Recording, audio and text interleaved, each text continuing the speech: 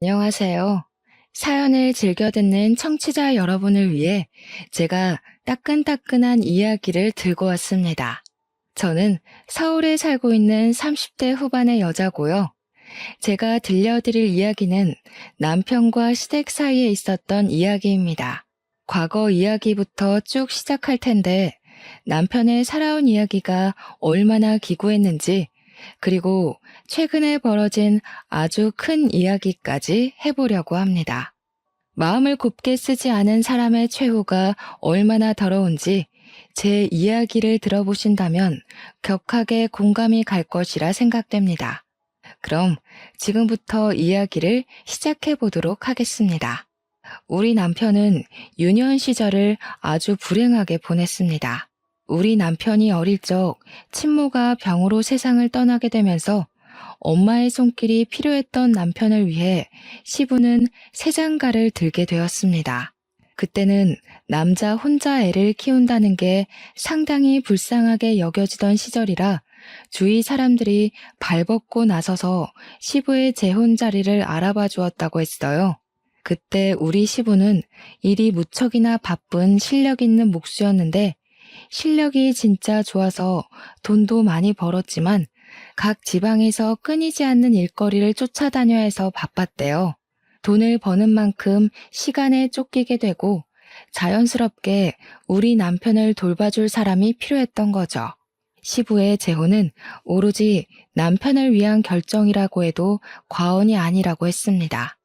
남편을 챙겨줄 사람을 구하기 위해 재혼을 선택한 시부의 결혼 생활은 행복했을까요? 우리 남편은 행복했을까요? 시부는 그 와중에도 새엄마가 들어오면 남편을 챙기지 않을 수도 있다는 불안감과 걱정에 아이가 딸린 여자를 새엄마로 들인 겁니다. 그래서 우리 남편은 새엄마가 생긴 날 4살 차이가 나는 여동생도 생기게 되었죠. 처음에는 우리 남편이 4살이나 어린 여동생이 생겨서 참으로 좋았다고 했었어요. 우리 남편이 초등학교 6학년일 때 시부가 재혼을 했으니 여동생은 초등학교 2학년이었죠. 남편은 나서서 동생이랑 놀아주고 참 잘 챙겼다고 했어요. 그런데 새엄마 입장에서는 그게 불편하고 싫었대요. 초등학교 6학년이면 알 거 다 아는 나이 아니냐고, 우리 딸은 아무것도 모르는데 아들이 나쁜 마음 먹으면 어떡하냐면서 걱정을 했대요. 우리 남편한테 자기 딸한테 가까이 가지 말라고, 소름 끼친다고, 딴 마음 먹는 거 아니냐고 그런 소리를 대놓고 했다는 겁니다. 우리 남편은 그냥 여동생이 귀엽고 예뻐서 놀아주고 싶고 챙겨주고 싶었던 건데 겸상도 하지 말라는 식으로 말해서 너무 속상했다고 했어요. 그 어린애가 알면 뭘 안다고 그러겠어요. 그러던 도중에 신우가 학교에서 실내화를 갈아 신고 까먹고 신발 주머니와 운동화를 챙기지 않아서 신발을 분실하게 된 거예요. 놀란 신우이가 남편한테 찾아가서 오빠, 나 운동화를 잃어버렸어 하면서 엉엉 울었대요. 남편은 신우의 신발을 찾아주려고 선생님께 양해를 드린 뒤에 같이 운동장도 찾아보고 학교 건물도 찾아보고 분실물 모아둔 곳에 가서도 찾아보았대요. 신발장도 다 뒤져보고 쓰레기 소각장도 다 가봤는데 누가 가져간 건지 결국 신발을 찾지 못하게 된 거죠. 실내화 신고 집까지 오게 되면 실내화가 더러워지고 내일 학교에서 당장 신을 실내화가 없으니까 둘은 고민에 빠지게 된 겁니다. 1시간을 넘게 학교를 뒤지다가 결국에는 남편이 신호를 업은 상태로 집까지 10분을 꼬박 걸어온 거예요. 동생 발에 흙이라도 묻을까봐 그 어린 나이에 동생 가방까지 다 무게 걸고 애를 업고 온 거죠. 초등학교 6학년짜리가 힘이 있으면 얼마나 있었겠어요? 땀 뻘뻘 흘리면서 여동생을 업고 집에 왔더니 시모가 난리가 난 거죠.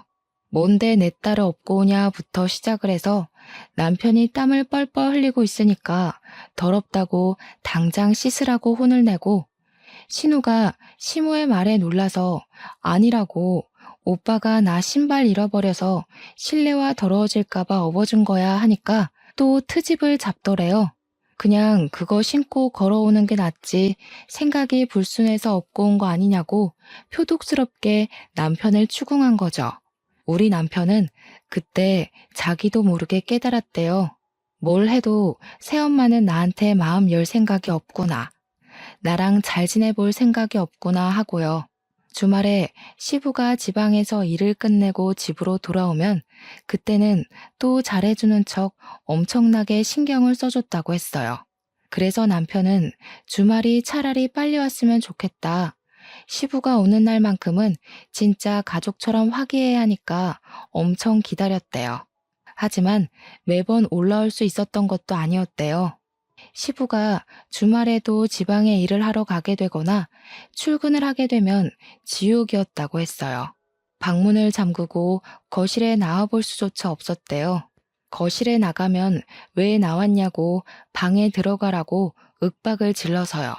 밥은 맨날 맨밥에 김치, 김, 참치캔 이런 것만 주고 먹고 싶은 걸 말해도 어쩌라고 하면서 들어주지도 않았대요. 신우가 먹고 싶다는 건 사다 주던 해주던 어떻게든 먹게 해주면서 남편이 햄이라도 구워주시면 안 돼요? 하면 햄이 없어 하고 말았대요.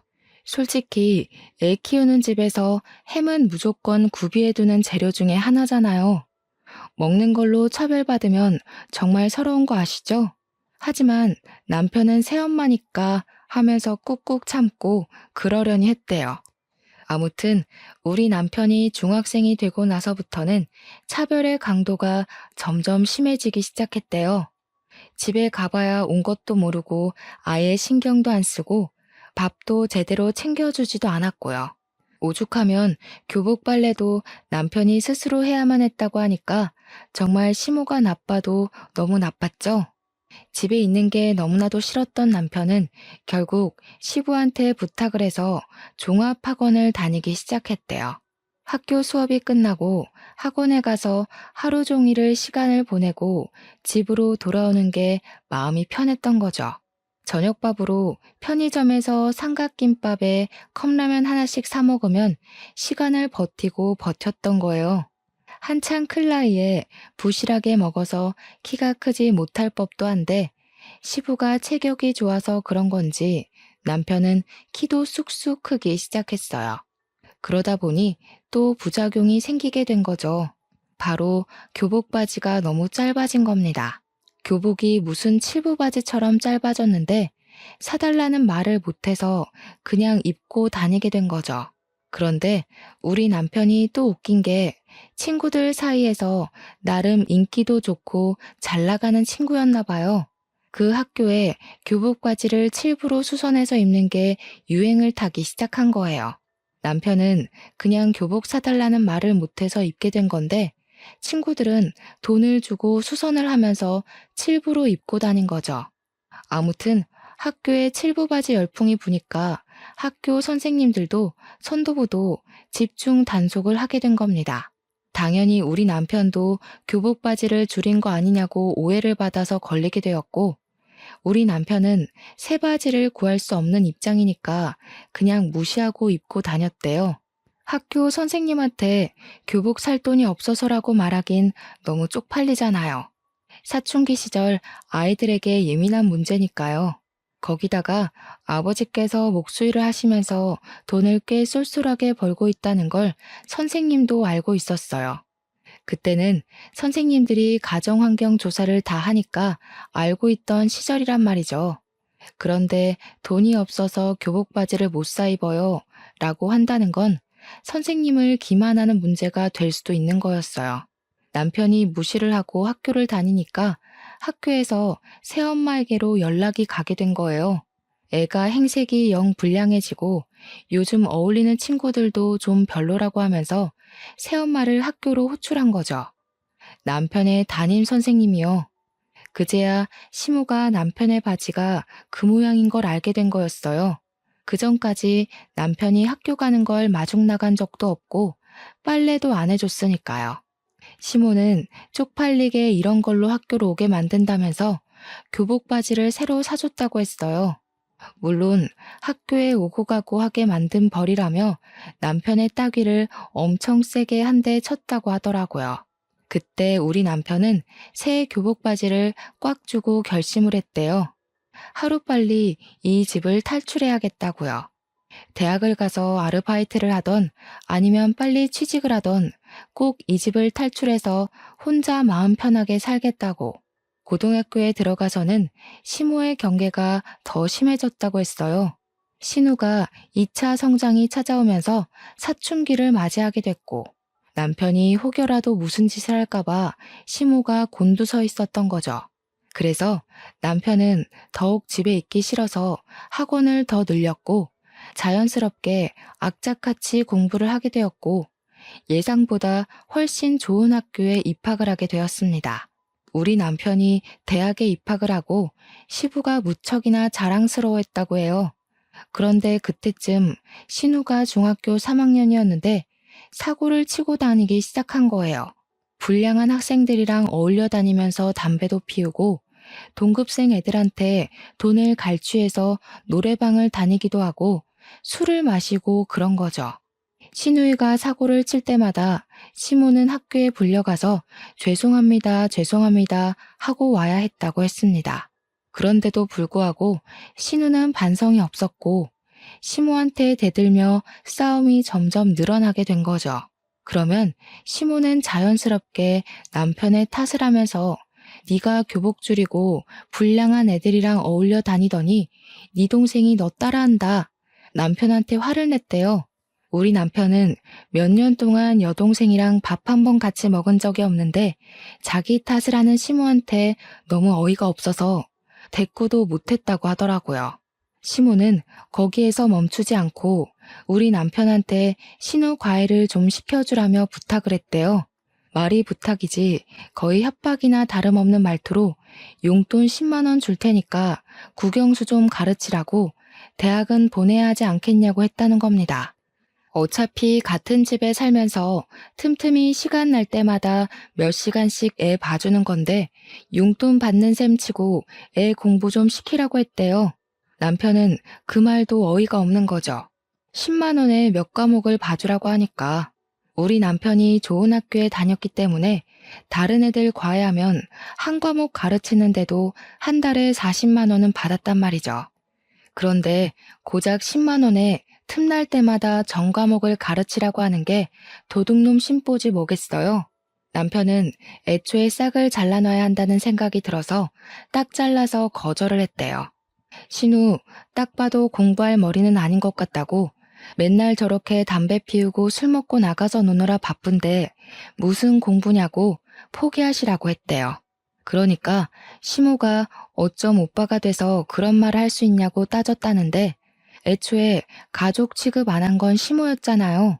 남편이 신우가 얼굴은 좀 예쁘장하게 생겨먹긴 했으니까 저 얼굴 가꿔서 시집이나 보낼 생각하라고 했대요.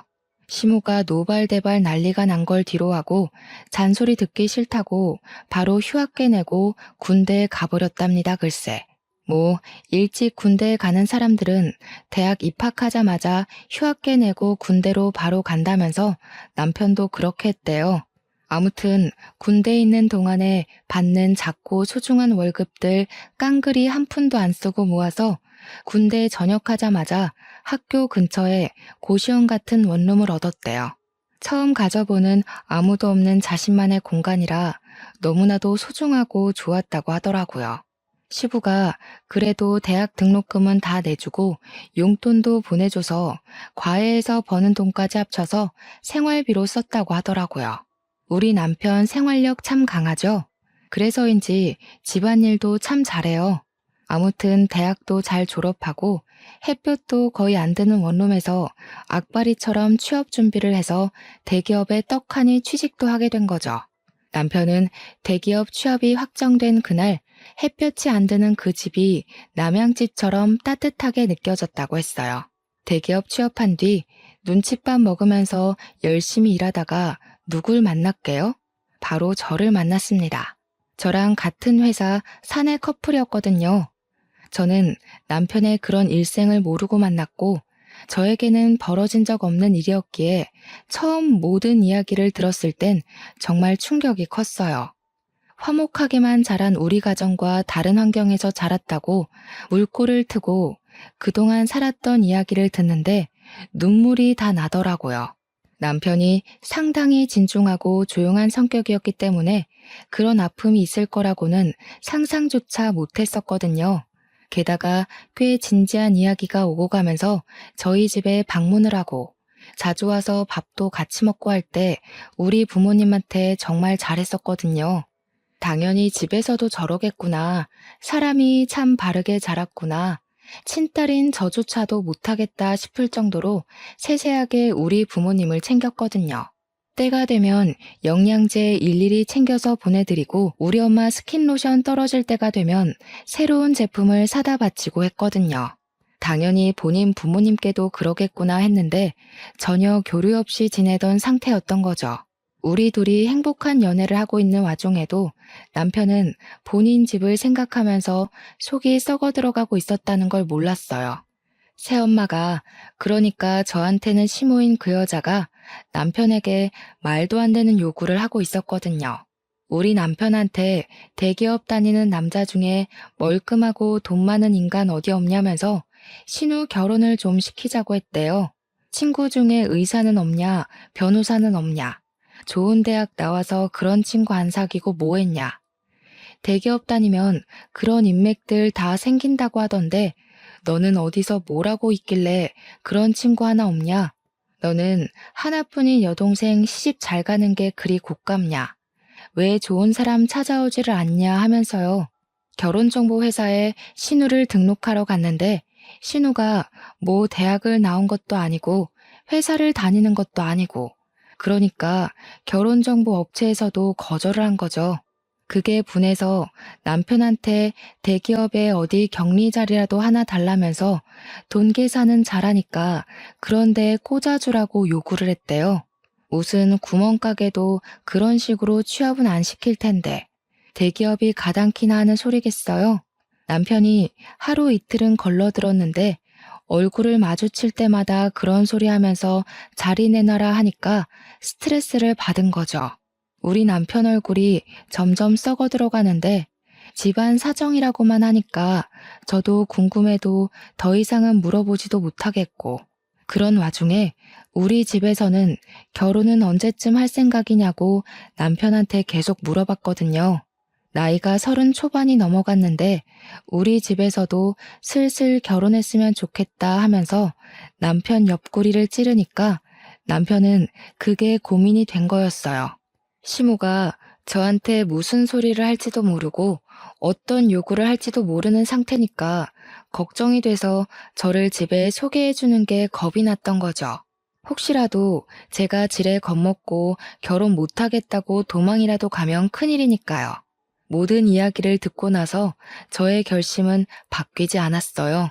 언제까지 이렇게 미룰 수는 없다는 생각이 들어서 큰 마음 먹고 남편에게 이야기를 했습니다. 나는 매 맞을 준비 다 되어 있으니까 시댁에 인사를 드리러 가자고 했죠. 그러면서 혹시 시부는 당신의 과거를 다 알고 있냐? 차별받으면서 억울하게 부당한 대우받고 산 거 알고 있냐고 하니까 아예 모른다고 하더라고요. 원래 집에 자주 오지도 않았고 지금도 여전히 일을 하고 계신다고. 물론 예전처럼 매일같이 집에 없는 건 아니지만 간간히 나가신다고 했어요. 뭐 남편이 대학을 다니면서부터 자취를 시작했으니까 시부도 모를 수는 있다고 생각은 했지만 그것도 시부를 제가 색안경 끼고 보게 된 계기이기도 했거든요. 조금만 들여다보고 아들한테 관심을 가졌으면 시부도 알 수 있는 내용 아닌가 싶었고요. 주말에는 되도록 집에 있으려고 하셨다고 했으니까요. 근데 눈치 자체를 못 챘다는 게 우리 남편한테 그냥 관심이 없었던 건 아닐까 하는 생각으로 빠지게 되었죠. 어쨌든 시댁에 인사를 드리러 갔는데 시무랑 신우가 절 딱 보자마자 위아래로 쭉 훑어내리는데 느낌이 쎄하더라고요. 신우가 절 보면서 눈은 안 우는데 입꼬리만 올려서 억지로 웃는 그 얼굴 있죠? 그렇게 웃으면서 말하더라고요. 새언니, 축하해요. 우리 집처럼 화목하고 단란한 집에 시집 오는 게 쉬운 일은 아닌데. 요즘 시월드다 뭐다 말 많잖아요? 우리 집에 온 건 축복받은 일이지. 감사하게 생각해요. 누가 누구한테 감사하게 생각하라는 건지. 그 이야기 듣자마자 소름이 쫙 올라오더라고요. 대놓고 그냥 시월드에 오신 걸 환영합니다. 라고 이야기하는 것 같았거든요. 제가 선물로 제철 과일 바구니를 백화점에서 비싼 거 사서 갔는데 과일 바구니 보자마자 시모가 뭐라고 했는지 아세요? 어머나, 세상에서 두 번째로 쓸모없는 걸 들고 왔네. 값만 비싸지 실속은 하나도 없는 거.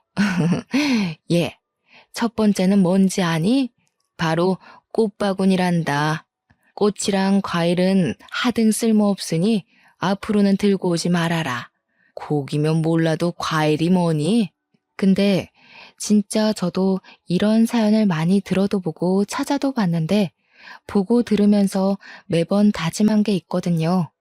내가 저런 취급을 받으면 하나하나 다 말대꾸를 해야지 했는데 막상 제 일로 닥치니까 입이 얼어붙은 사람처럼 말이 안 나오더라고요.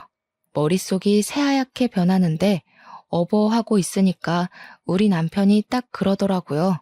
마음에 안 드시면 저희가 다시 들고 가죠 뭐. 우리 장인 장모님이 과일 좋아하시니까 차라리 잘 됐네. 자기야, 집에 가서 장인 장모님이랑 나눠 먹자. 그러면 되지? 그러니까 시모가 당황해서는 남편한테 아니 말이 그렇다는 거지. 우리도 과일 좋아하거든. 우리 딸이 멜론 좋아하잖아. 오빠가 돼서 그것도 모르니? 하더라고요. 멜론 비싼 과일인데 잘 됐다고 이따가 우리 딸 입에 쏙 넣어줄게 하는데 남편이 심드렁하게 이야기를 했어요. 난 집에서 이런 비싼 과일을 먹어본 적이 없어서 몰랐네. 이렇게요. 우리 남편이 정말 처음으로 존경스러운 순간이었습니다. 어떻게 바로바로 그런 말을 뱉어내는지 멋있어 보였어요. 시모는 그 와중에도 입을 삐쭉 내밀고는 아니, 내가 어릴 땐 주지 않았나? 하면서 변명하고 있었고요. 그런데 시부가 딱 그러더라고요. 뭘 보자마자 예비 며느리한테 나를 세우고 그러냐고 저녁부터 먹고 이야기하자고요. 어차피 기대도 안 한 식사 자리긴 했는데 반찬이 생각보다 너무 단출해서 좀 실망감이 컸어요. 우리 남편이 이런 취급을 받고 자랐구나 싶어서 제 마음 한구석에서 스멀스멀 언짢은 기색이 올라오고 있었죠. 시부가 헛기침을 하더니 고기라도 굽지 준비를 왜 하다 말았냐고 타박하니까 시무가 뭐라고 했게요? 제가 고기를 사올 거라 생각해서 고기를 따로 준비해두지 않았다고 제 탓을 하는 겁니다, 글쎄. 신우가 옆에서 시무 말에 거듭답시고 언니가 센스가 좀 있었어야 했는데 센스가 없다면서 맞장구를 치더라고요. 대기업에서 눈치 없으면 살아남기 힘든 거 아니냐고 하면서 내가 언니한테 꼽을 주려는 건 아니고 언니 걱정돼서 하는 말이지 하더라고요. 언제 봤다고 반말 찍찍하는지 4살이나 어린 주제에 남편이 그런 여동생을 싸늘하게 바라보더니 사람 참 안 바뀐다고 너도 예전 그대로구나 하더라고요. 새언니 처음 보는 자리에서 누가 반말부터 찍찍 갈기냐고 어디서 배워먹은 버릇이야? 하는데 속이 시원했습니다. 시부도 신우한테 가족될 사람이라고 해도 예의는 차려야 하는 거라고 존댓말 쓰라고 하더라고요. 근데 이상하게 웃긴 게 시무랑 신우가 시부한테는 꼼짝도 못하고 깨갱하더라고요. 그게 참 의외였어요. 밥을 먹는 둥 마는 둥 하고 나서 시부가 본격적으로 결혼 준비에 관한 이야기를 하면서 이것저것 물어보기 시작했습니다. 어떻게 만나게 된 거냐? 부서가 다르다던데 소개라도 받은 거냐 하면서 남편과 저의 연애사를 궁금해 하셨어요. 그냥 뭐 회식 자리에서 우연히 만났는데 때 서로 휴대폰 번호 교환하고 만나기 시작했다. 이런 이야기를 하고 있었죠. 근데 시모가 제 앞에 과일이랑 과도를 탁 소리 나게 내려두는 거예요. 느낌이 바로 딱 오잖아요. 이거 나한테 시키려고 일부러 내 앞에 두신 거구나. 기싸움 하는 거구나 하는 느낌이요. 아니나 다를까 웃는 얼굴로 우리 새아기 솜씨 좀 보자면서 과일 깎는 거야 요즘 다 기본 아니냐고 하더라고요. 신우는 그 기본도 못하게 생겼던데 뭐 보여달라고 하시니까 제 솜씨를 자랑해야겠다 싶었습니다. 제가 대기업 취직하기 전에 아르바이트로 대학생 때 호프집에서 일을 했었거든요. 학교 앞에 저렴한 호프집이라 늘 손님이 미어 터지는 곳이었는데 제가 바로 과일 안주 담당이었습니다. 그래서 진짜 현란한 솜씨로 과일을 척척 깎아서 플레이팅까지 완벽하게 해서 내놨어요. 그랬더니 신우가 과장된 말투로 이야기를 하더라고요. 우와, 언니 소시적에 클럽이나 나이트 같은 데 많이 다녔나 봐요? 아니면 술집에서 일을 했나? 솜씨 대박이네. 물론 호프집도 술집이긴 하지만 신우가 말하는 술집은 뉘앙스가 조금 다른 술집이었어요. 제가 네? 하면서 잘못 들은 건가 싶어서 표정을 싹 굳혔더니 신우가 놀래는 척하면서 되려 큰 소리를 내더라고요. 어머, 언니, 진짜 술집에서 일했던 거야? 대박이다. 술집에서 일했는데 어떻게 대기업을 갔어? 술집 손님 중에 대기업 사람이 있었나? 스폰서야? 이 난리를 피우는 거예요. 제가 순간 화가 나서 아니 저기요 하는데 남편이 바로 정색하고 미친 거 아냐? 하더라고요. 평소 같으면 무시하고 지나갔을 말인데 남편이 화를 내니까 신우가 누나를 이리저리 굴리더라고요. 스폰이라니 신우 생각하는 거하고는 진짜 영 아니었어요. 제가 그래서 그냥 솔직하게 이야기를 했죠. 대학 다닐 때 등록금 보태려고 학교 앞에 있는 호프집에서 아르바이트를 했었다고요. 그러니까 신우가 깔깔 웃으면서 아니, 호프집도 술집이지 뭐 이러더라고요. 시부가 신우 손을 찰싹 내리치면서 경거망동하게 행동하지 말라고 자꾸 이러면 용돈이고 뭐고 다 끊어버릴 거라고 했죠.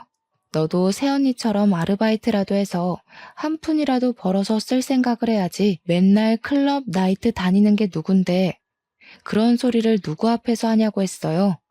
시부가 꽤 기분이 나빴는지 신우한테 한 소리를 하니까 신우가 그러더라고요.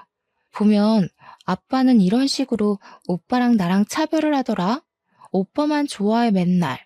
입을 삐죽이면서 이야기를 하는데 차별은 누가 받았는데 그딴 소리를 하는 건지 제 속이 터져나가는 느낌이었습니다. 한 차례 폭풍이 쓸고 지나간 것처럼 순간 정적이 찾아왔는데 시무가 딱 그러더라고요. 예, 너네 이제 부부가 대기업에 다니는 거니까 돈은 섭섭지 않게 벌겠다. 우리한테 용돈은 얼마나 줄 수 있니? 피는 안 섞였어도 키워준 부모인데 그래도 다달이 150만 원 정도는 줄 수 있지? 이제 너희 아버지도 늙어서 일 못해. 우리도 노후 즐기면서 쉬엄쉬엄 살아야지. 그러니까 신우가 냉큼 끼어들어서는 저는 용돈 50만 원씩만 주면 돼요 하더라고요. 저는 어이가 없어서 숨만 들이키고 있었고 남편은 바로 대답을 했어요. 너는 알아서 벌어서 쓰도록 하고 시댁에 주는 만큼 처가에도 당연히 드려야 하는데 그럼 우리는 뭐 먹고 삽니까? 애 낳아서 키우려면 돈도 모아야 하고 아직 아파트 대출도 남아있어요. 한 달에 30만 원 정도 용돈은 드릴 수 있습니다. 그건 와이프랑도 이야기 끝냈고요. 30만 원이라는 말에 시모가 아니 그런 법이 어디 있냐고 이야기를 하는데 시부가 말을 딱 끊더라고요. 용돈이고 뭐고 다 필요 없으니까 둘이서 행복하게 알아서 잘 살라고 그게 효도하는 거라고요. 시무는 씩씩거리면서 시부한테 애들 키워놨는데 우리 노후는 책임지라고 해야지 하고 있고 시부는 바라는 게 뭐가 그리 많냐고 애들끼리 행복하게 사는 게 우리 노후를 즐겁게 하는 거라고 딱 잘라서 이야기했습니다. 적어도 시부는 생각이 제대로 박힌 것 같아서 다행이라고 느꼈죠. 그렇게 첫인사와 동시에 결혼 허락을 받고 상견례 자리를 마련하게 되었습니다. 당연히 우리 부모님께는 시작부터 단단히 일러두었죠. 우리 남편의 과거를요.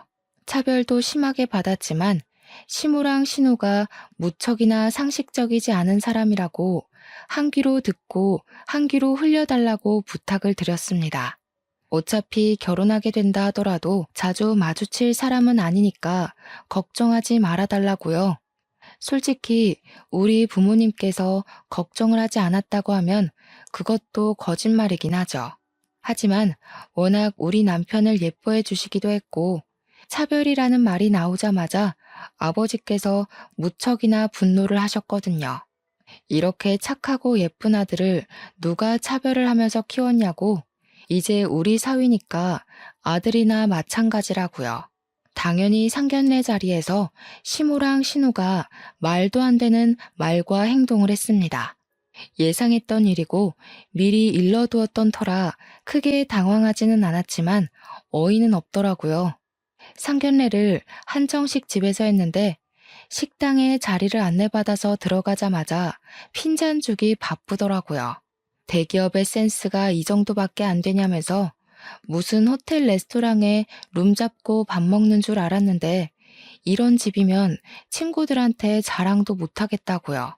시무랑 신우가 구시렁구시렁 거리는데 우리 부모님은 딱 시부랑 할 이야기만 나누시더라고요. 대놓고 시모를 무시하니까 시모도 나중에는 조용히 옆에서 끼어들 말만 탁탁 끼어드시대요. 우리 부모님께서 애들 집은 지금 사위가 혼자 사는 그 집에서 신혼집 꾸미는 거냐고 대출금은 좀 갚아주시냐고 물어보았어요. 그러니까 시모가 끼어들어서는 우리 먹고 죽을 돈도 없다고 애들 못 도와준다고 못을 박더라고요. 그러면서 용돈은 달라고 했더니 칼같이 거절하더라. 애들 키워봐야 소용도 없다 하더라고요. 우리 부모님이 한 귀로 듣고 흘리고는 그럼 예단이나 예물도 하지 마시고 애들끼리 알아서 하게 내버려 두자고 했어요. 시부가 고개를 끄덕이고 있는데 시무가 끼어들더니 아니 그건 또 이야기가 다르죠 하는 겁니다. 내 친구들 보니까 모피도 받고 가방도 받던데 나도 하나쯤은 받아도 되는 거 아니냐고. 그러니까 신우가 옆에서 나도 백 하나는 사줘야 하는 거 아니야? 하는 거예요. 우리 부모님께서 다시 대화를 원점으로 돌려서 그럼 집 대출금은 갚아주시는 거냐고 하니까 그건 또 쏙 무시하고 애들이 알아서 대출금 갚아야지 왜 우리한테 이야기를 하냐고 하는데 답이 없었습니다. 말이 영 안 통하니까 제가 나서서 집이며 혼수며 알아서 다 할 테니까 예단 예물도 따로 하지 않겠다고 못을 박았어요.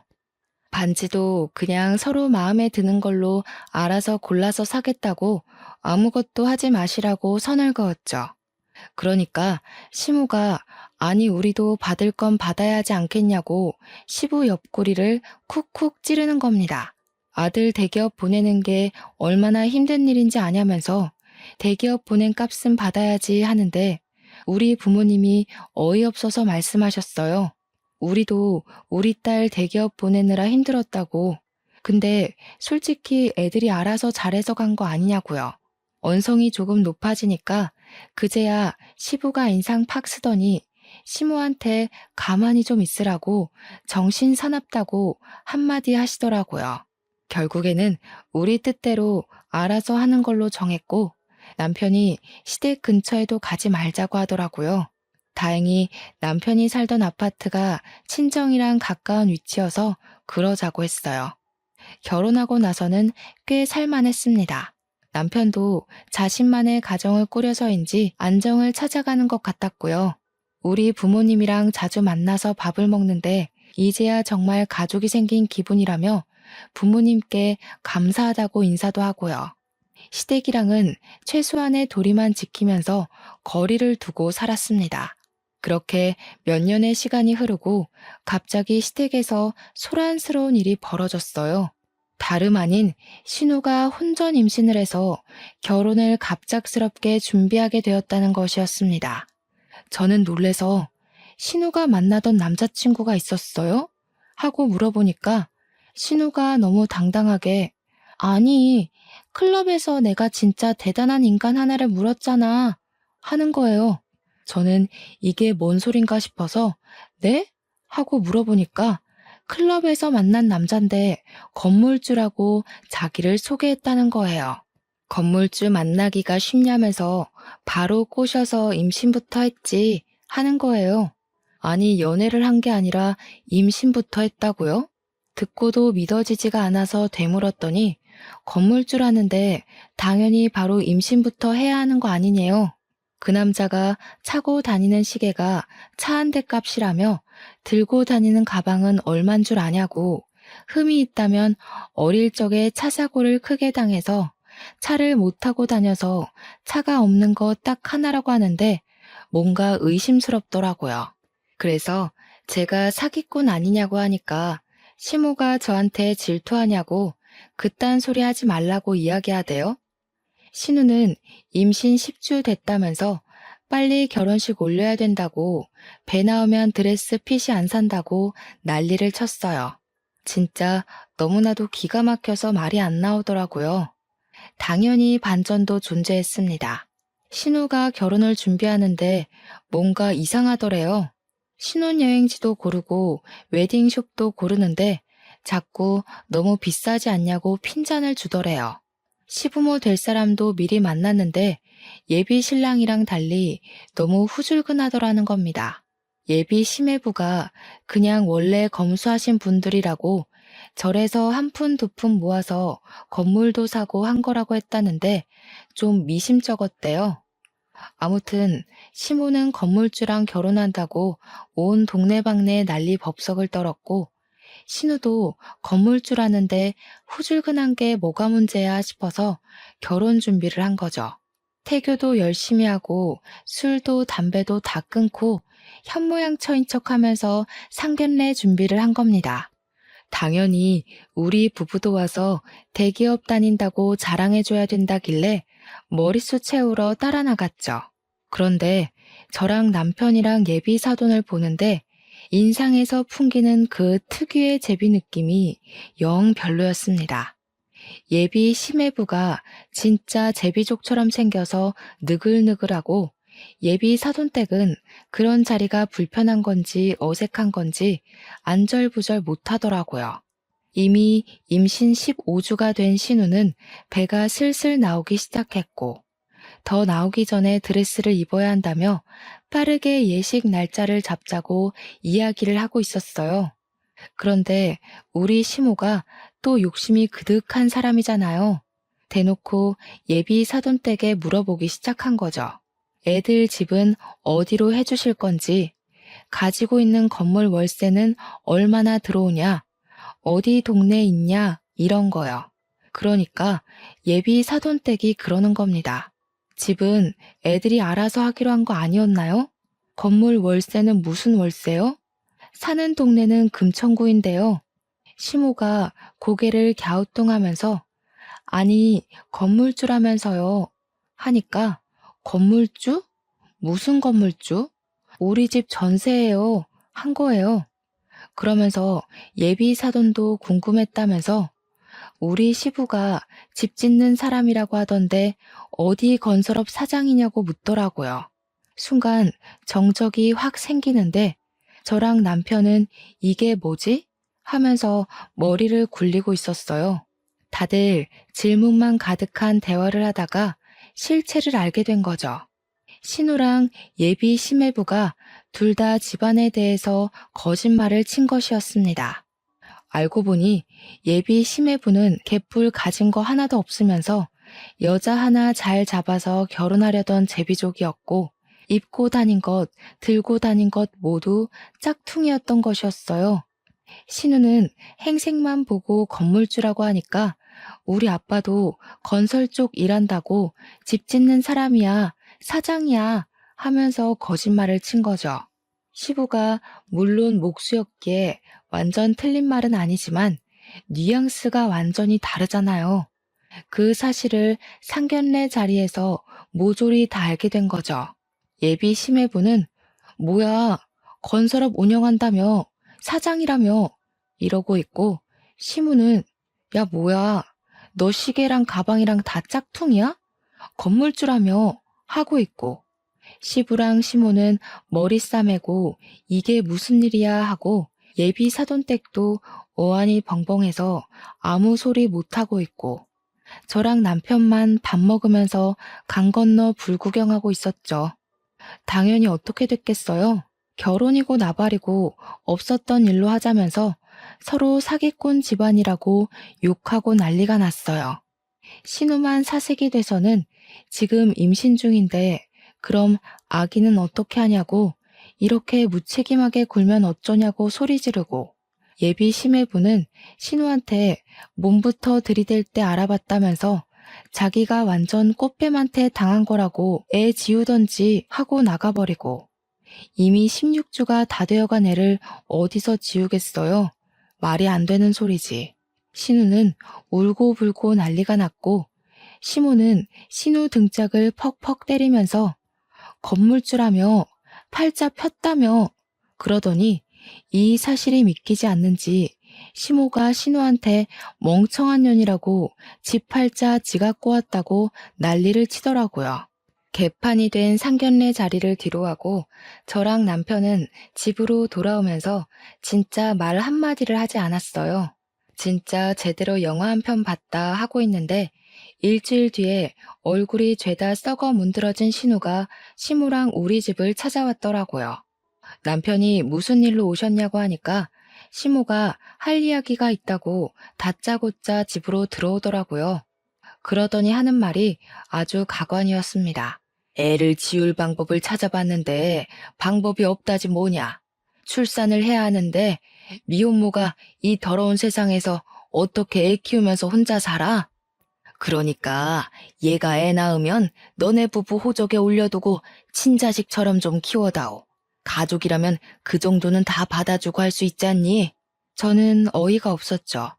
우리 자녀 계획도 아직 못 세웠는데 이게 무슨 말도 안 되는 소리인가 싶었어요. 어머님, 그건 아니죠. 저희도 아직 자녀 계획을 못 세웠는데 누구 애를 맡아서 키워요? 내가 지금 부탁하는 걸로 보여? 시엠이 말이 말 같지 않아? 그러면 내 딸을 미혼모로 살게 내버려 두라는 거야? 너네 호적에 넣는 게 뭐가 어려워?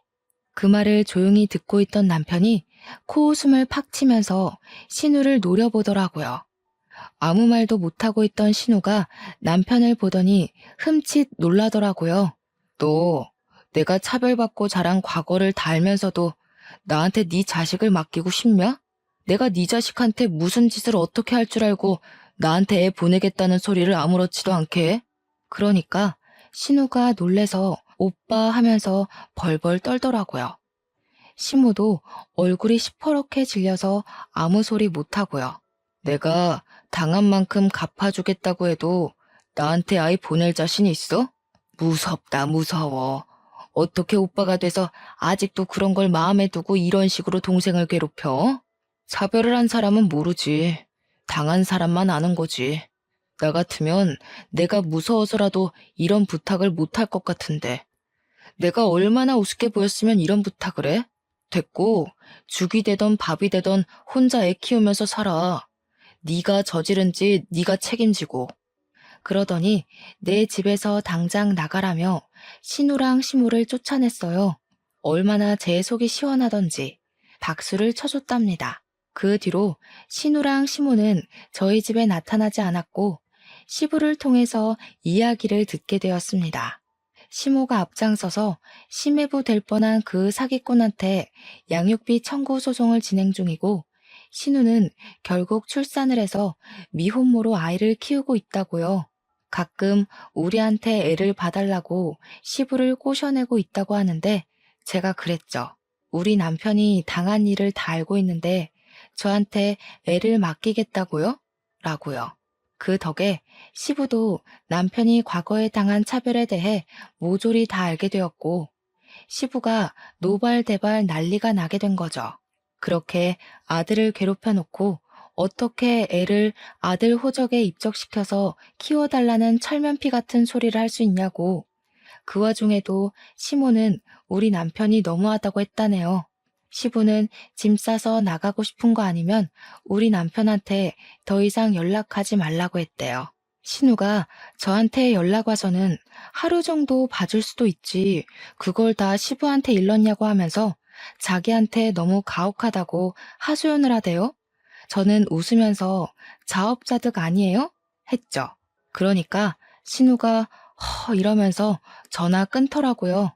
이제 와서 신우도 왜 우리한테 친한 척 하는지 눈에 빤히 보여서 받아주지 않고 있어요. 아이를 낳았으면 당연히 책임을 져야 하지 않겠어요? 시모도 신우도 우리 남편 괴롭혔던 그 죗값을 태어난 아이에게 평생 숙지하면서 살았으면 좋겠습니다. 제 이야기는 여기서 끝이에요. 역시 사람은 죄 짓고 살면 안 되겠죠? 모든 일은 부메랑처럼 돌아오게 되어 있답니다. 저와 남편은 이번 일을 잊지 않고 꼭 기억할 거예요. 제 이야기를 들어주셔서 감사합니다.